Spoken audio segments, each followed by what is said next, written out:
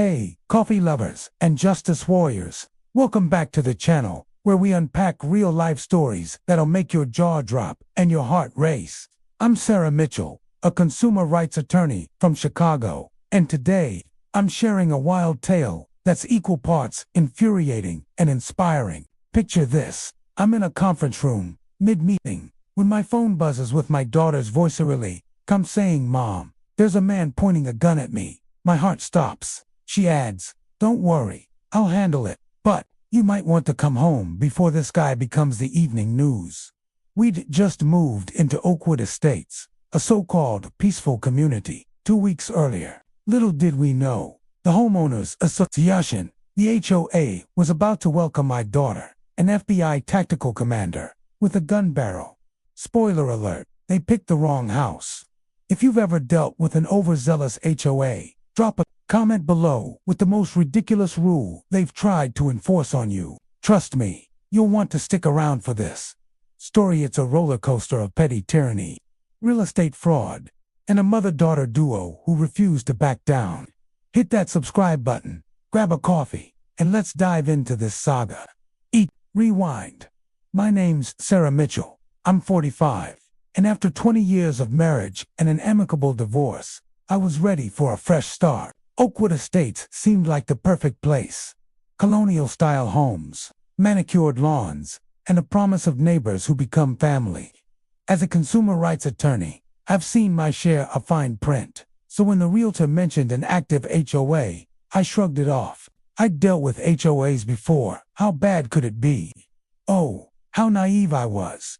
2 weeks after moving in, I'm arranging furniture when the doorbell rings. There stands Karen Wilson, the HOA secretary, clutching a binder thicker than a law school textbook. "Welcome to Oakwood Estates, Mrs. Mitchell," she says, her voice tight, eyes darting like she's expecting a sniper. "This is your welcome package and rule book. Review it immediately to avoid incidents." The word incidents lands like a warning shot. I thank her, but as she hurries away, I notice her glancing over her shoulder. Weird, right? I chalked it up to social awkwardness and dove into the binder that evening. As an attorney, I'm trained to spot red flags, and this rule book was a sea of them. No street parking from 10 p.m. to 6 a.m. Even for guests, no gatherings of more than 8 people without HOA approval. Mandatory attendance at quarterly meetings, with fines for absence. Fines starting at $50, doubling with each violation. The kicker: the HOA could enter your property with 24-hour notice to inspect for compliance. That last one, a blatant violation of Illinois property law. No HOA can override your constitutional right to privacy without explicit consent in the deed. I made mental notes to challenge these at the next meeting, but for now, I focused on settling in. Little did I know, the HOA wasn't just about rules, it was a front for something far more sinister. Enter my daughter, Jessica, 32, who arrived for a 2-week visit during her vacation. Jessica's my pride and joy, brilliant, level-headed, and a master at staying calm under pressure. What our new neighbors didn't know: she's an FBI tactical team commander with a decade of experience in high-stakes operations. She doesn't flaunt it, calling herself a government employee when asked. I was thrilled to have her home, not just to catch up, but to get her expert advice on home security upgrades. The morning after she arrived, we're sipping coffee on the porch when Linda Thompson, our elderly neighbor, strolls over. "You must be Sarah's daughter," she says, shaking Jessica's hand with a mischievous grin. "Welcome to our little kingdom. Watch out for the royal decrees. You'll meet Doug, our self-appointed security chief, who thinks his online badge makes him sheriff." Linda's got this conspiratorial spark that makes me like her instantly. She leans in, whispering, "Richard Connors, our HOA president, is a former cop with a shady past. He runs this place like his personal fiefdom, and Doug's his enforcer." Jessica raises an eyebrow, already intrigued. "Sounds like a classic power trip," she says, unpacking boxes later that day. "Small domain, big ego, usually harmless, just annoying." Oh, how wrong we were. That evening, I parked my car 2 inches over the designated line, barely noticeable in the dim streetlight. The next morning, an orange notice is slapped under my wiper. Violation, improper packing. Fine, $50. Payable within 7 days. Jessica examines it over breakfast, her FBI-trained eyes catching details I missed. Mom, this isn't from the HOA board. It's signed by D. Peterson, Security Enforcement. Is that even a real position? As an attorney, I wasn't about to let this slide. I fired off an email to the HOA board, citing Illinois Code 27 to 45.3, which limits HOA fine structures and requires transparent enforcement. Small abuses of power, I've learned, always grow if unchecked. 30 minutes later, my phone rings. It's Richard Connors, the HOA president, his voice dripping with fake politeness. Mrs. Mitchell, perhaps as a newcomer, you don't understand how things work here. We maintain property values through strict rules. Everyone follows them, no exceptions. Before I can cite legal precedents, his tone hardens. Oakwood Estates isn't for troublemakers. Things get uncomfortable for those who don't comply. The next meeting is tomorrow, 7 p.m. sharp. Attendance is mandatory. He hangs up, leaving a chill in the air. That night, we hear a noise outside. Jessica's at the window in seconds, her instincts razor sharp. Mom, you need to see this. A heavy-set man in a pseudo-security uniform is spray painting a red X on our lawn. A storm outside, yelling, "What the hell are you doing?" He turns slowly, finishing his vandalism. Official HOA warning. Ma'am. Multiple compliance notices. Multiple. We'd gotten one. He taps his holster knot subtly and walks to a car parked across the street. Jessica, snapping photos, says, "Did he just imply a threat over a parking violation?" Mom, I'm extending my stay. This just got interesting. Her tone isn't fear, it's the calculated curiosity of someone who's faced far worse.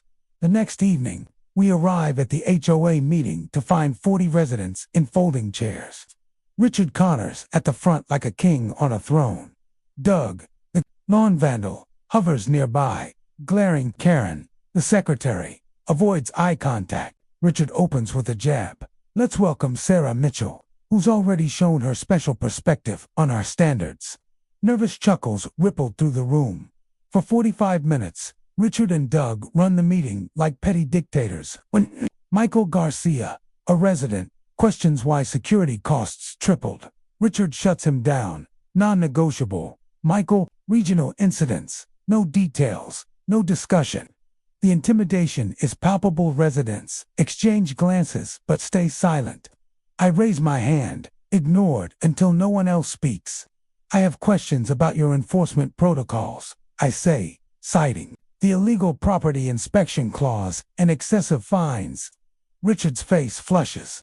Our covenant was drafted by top attorneys. You've consented by buying here.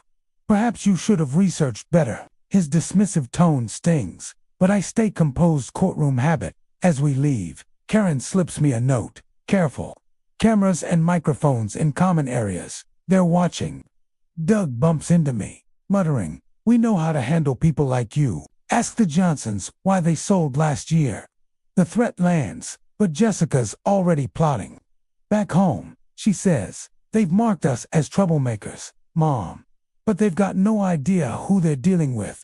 Back home, Jessica in strategy mode, chatting with Linda and Michael Garcia, who shows us security footage. Richard and Doug taking cash from a contractor, issuing violations only to dissenters, and eyeing my house on a list. Linda, a retired journalist, pulls out a notebook. 26 families forced out in 3 years. She says, harassment, vandalism, fines. They're buying low through Richard's brother-in-law's shell companies for a rezoning scheme.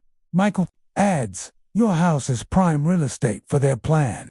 An email from Richard arrives. Unauthorized gathering. $5,000 fine for having guests. Jessica grins. They're escalating. Good. That means they're scared. She installs FBI grade hidden cameras around our property, saying, standard precautions. That night, Doug's car lurks outside, his flashlight sweeping our windows. Intimidation 101, Jessica says, unfazed. Legally ambiguous, but we're ready. Karen texts Jessica, offering to meet at a coffee shop. She's our inside man, Jessica says, her smile predatory. I can't sleep, staring at the red X on our Lana symbol of defiance now. Richard's picked the wrong targets. A lawyer who's faced corporate giants and an FBI commander who's disarmed terrorists at Riverdale coffee shop. Karen slides Jessica a USB drive. I've documented $500,000 missing from HOA reserves, funneled through fake companies to Richard's relatives. He thinks I'm just a secretary, but I'm an accountant. My mom was driven out by his tactics: vandalism, water damage, threats. I took the job to expose him. Her hands shake, but her resolve is iron. Back home, I find a new $200 month security assessment on our HOA bill. No vote, no notice. Jessica shows me Karen's documents. My lot and Michael's are the last holdouts for a development block. This is organized fraud, she says, contacting Agent Thomas Davis for background checks. That night, my car's vandalized. Comply or leave spray painted across it. We document everything, building our case. Agent Thomas confirms Richard's forced police resignation and Doug's revoked gun permit. An FBI investigation into HOA fraud is already underway. Then Michael texts, "Emergency. Doug at my door with a gun. Jessica's out the door before I can stop her, instructing me to call police for an armed standoff." I follow, heart pounding, arriving to see Doug threatening Michael over his cameras. Jessica steps in, calm but commanding. Section 12 of your covenant is about landscaping, not cameras. You have no authority. Doug, enraged, pulls his gun, waving it wildly. Take down the cameras. Jessica's unfazed. Only amateurs hold a gun like that, finger on the trigger. In a blur, she disarms him, pinning him to the ground with textbook precision. Michael, secure the weapon. Mom, update the police. Police arrive. Jessica shows her FBI credentials, and Doug's arrested for weapons violations and assault. Richard appears furious, but the officer shuts him down. You've made a mistake, Richard hisses at Jessica. She smiles. Funny, I was about to say the same to you. Richard retaliates with 17 violation notices, $100 each, including for the red X he painted. Teenagers destroy our garden, faces obscured. Agent Thomas says the FBI's case is expanding, with Karen's records as key evidence. I organize a secret meeting of 23 residents, forming the Fair Homeowners Alliance, to demand a board election. Karen warns Richard's planning to terminate my membership. At the emergency HOA meeting, Richard's losing control. I present evidence of mismanagement, and Karen shocks everyone. I have proof of $500,000 stolen. Linda moves for a no-confidence vote, and the board's ousted. Richard storms out, vowing revenge. We return home to a broken lock and Richard's voice. We need to talk. No police. He holds a gun, demanding we sign a retraction and sell our house for $50,000 above market. Jessica, unarmed, keeps him talking, secretly recording. So, your brother-in-law's firm targets properties for rezoning profit. She asks. Richard boasts 34 homes at 20 to 30% below market, $7 million in profit. Jessica reveals the guns stolen and the conversations being streamed to Agent Thomas. As Richard threatens me, she disarms him in seconds, pinning him as FBI agents storm in. You're under arrest for breaking and entering, extortion, assault, and fraud, she says. Richard's shock at her title commanders, priceless. Richard and Doug are sentenced 15 and 8 years, respectively, thanks to Karen's records and Jessica's recording. Linda's interim president, Michael, leads transparency, and I consult on rewriting the HOA covenant. Jessica transfers to Chicago, saying, family's worth it. National media covers our story, sparking HOA reform. Our lawn's red X's, replaced with a sign, protected by FBI. Think twice. This wasn't just about one HOA tyrant. It's about standing up to small injustices that erode communities. We won because we united. If you're facing HOA drama, Share your story below, and let's build a community that fights back. Like, subscribe, and join us next time for more real-life triumphs. Until then, keep your coffee strong and your resolve stronger.